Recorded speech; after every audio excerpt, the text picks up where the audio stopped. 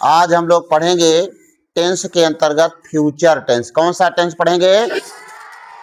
कौन सा टेंस पढ़ेंगे बेटा? फ्यूचर। फ्यूचर की स्पेलिंग FUTU और टेंस की स्पेलिंग यानी इसको हम कहेंगे भविष्य काल। कौन सा काल कहेंगे? भविष्य काल। आप जानते हैं टेंस, आप लोगों ने इससे पहले प्रेजेंट टेंस को पढ़ा है, पास्ट टेंस को भी पढ़ा है, प्रेजेंट टेंस के पार्ट को भी आप लोगों ने पढ़ा है, यानी indefinite, continuous, perfect, perfect continuous. उसी तरह से पास्ट टेंस के पार्ट को भी आप लोगों ने पढ़ा है, past indefinite, past continuous, past perfect continuous. इतना तक आप लोगों ने पढ़ लिया है। तो आज हम लोग पढ़ेंगे फ्यूचर टेंस। कौन सा टेंस पढ़ेंगे? फ्यूचर माने होता है भविष्य काल। कौन सा काल?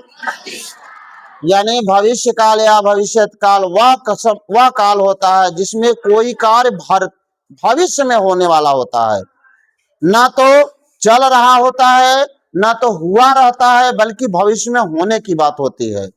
जैसे आप यहां बैठे हैं, ये वर्तमान काल, इससे पहले बैठे थे भूतकाल, कल यहां बैठेंगे, ये कौन सा काल हो जाएगा? भविष्य काल। कौन सा काल हो जाएगा? तो आज हम लोग पढ़ेंगे फ्यूचर इंडेफिनिट टेंस। कौन सा टेंस पढ़ेंगे? Future indefinite tense. Future indefinite. ध्यान दीजिए बेटा, इसमें कोई भी कार्य वर्तमान समय में होता है लेकिन अनिश्चित रहता है। पहले इसकी हम पहचान देख लेते हैं। क्या देखेंगे?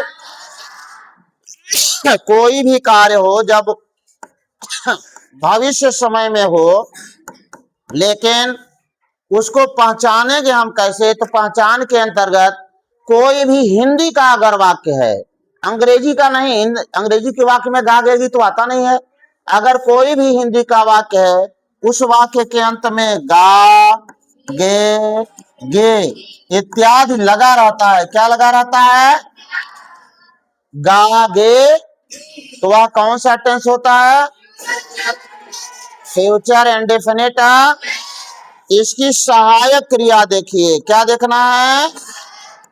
सहायक क्रिया को अंग्रेजी में क्या बोलते हैं? हेल्पिंग। सहायक। इसकी सहायक क्रिया दो है, विल या शैल। इसकी सहायक क्रिया कौन कौन सी है? अब थोड़ा सा एक चीज और आप लोग देखते चलिए, थोड़ा खांसी आ रही है। विल का प्रयोग हम कहां पर करेंगे और शैल का प्रयोग कहां पर करेंगे, इसका ध्यान देना है। जैसे मान लीजिए शैल है, शैल में आई और वी के साथ, आई और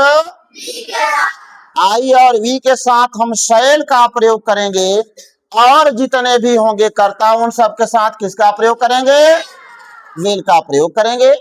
अब अनुमान बनाने का हम नियम देख लेते हैं। अनुवाद को कैसे बनाते हैं? अनुवाद बनाने का नियम, अनुवाद बनाने का नियम, ठीक है ना? अनुवाद बनाने का नियम। सबसे पहले हम लिखेंगे कर्ता। क्या लिखेंगे? कर्ता को अंग्रेजी में क्या बोला जाता है? सब्जेक्ट। कर्ता को अंग्रेजी में क्या बोलेंगे? और इसके बाद हम लिखेंगे सहायक क्रिया। क्या लिखेंगे?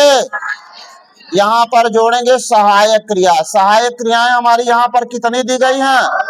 दो, विल या, यही तो सहायक क्रियाएं हैं।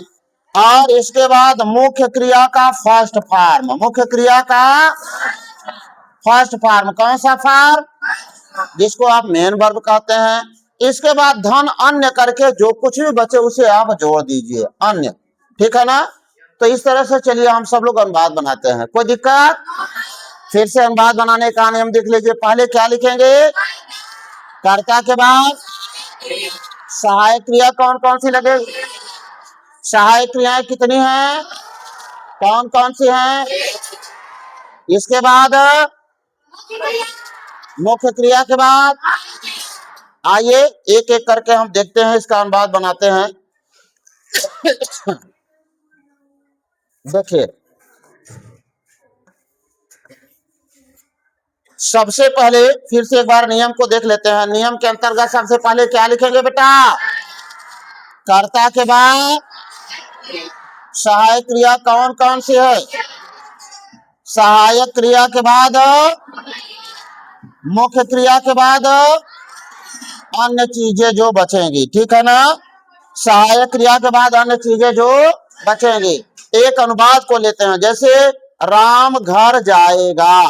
अनुवाद हमारा क्या है? राम घर जाएगा।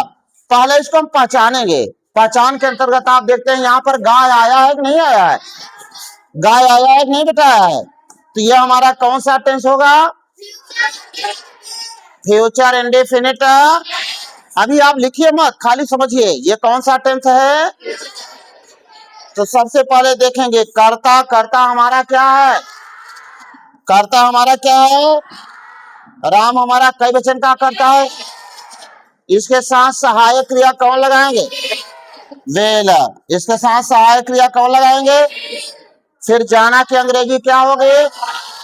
जाना की अंग्रेजी क्या होगी? और कहां जाएगा? घर। कहीं भी आने जाने की बात हो तो हम पूछे go to Ram will go to, Ram घर जाएगा। ठीक है, कोई दिक्कत? एक अनुवाद और देखते हैं। एक अनुवाद इसी समय देख लीजिए आप। जैसे वह खाना खाएगा। वह खाना खाएगा। वह खाना, इसमें कर्ता कौन है बेटा? कर्ता कौन है? वह की अंग्रेजी क्या होगी? वह की अंग्रेजी क्या होगी? हे। बहुत अच्छा, वह की अंग्रेजी हो गई हे। इसके बाद वह हमारा कई वचन का है? एक वचन। तो यहाँ पर क्या कौन सी सहायक क्रिया लगाएं? वेल। हे खाना, खाना की अंग्रेजी एट। एट क्या खाएगा? खाना। ए विल एट दे फूड। बात समझ में आ रही है? अब आगे देखिए, जैसे सामने देखो बेटा,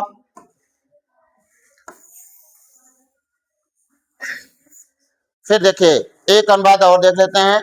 जैसे मैं बाजार जाऊंगा। मैं बाजार जाऊंगा। मैं बाजार जाऊंगा। तो यहाँ पर कर्ता हमारा क्या है? मैं। कर्ता क्या है? कर्ता क्या है? मैं की अंग्रेजी क्या होगी? आई। मैं की अंग्रेजी क्या होगी? इसके साथ सहायक क्रिया कौन से लगाएं? शैल। बहुत अच्छे, वेरी गुड। आई शैल। और जाना की अंग्रेजी? जाना की अंग्रेजी? और कहीं आना जाना है तो? और go to, I shall go to market. Very good, बहुत अच्छे। फुल स्टॉप यहाँ दे देंगे।